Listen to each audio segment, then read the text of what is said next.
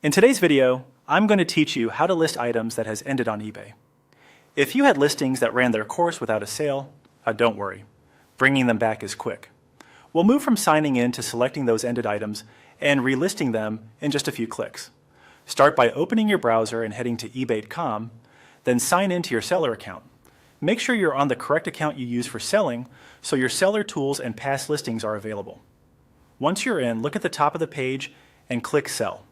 This opens your Seller Hub, which is the control center for your listings. If you're on a smaller screen, the Sell option might be in a menu.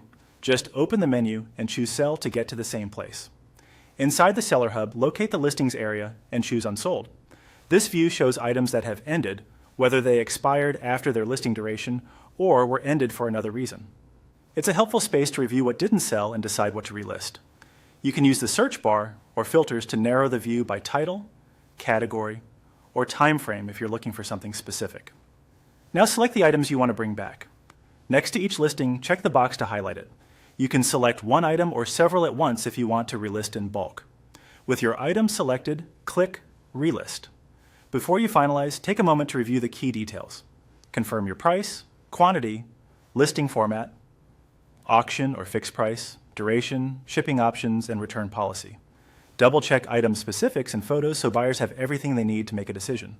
If a listing didn't sell the first time, consider small improvements like a clearer title, a competitive price, or a fresh main photo. Those tweaks can boost visibility without changing the overall process. Keep an eye on fees and any listing limits that might apply to your account. If eBay flags something during relist, it usually means a detail needs updating, such as a category change or a policy requirement. Make the edit and continue.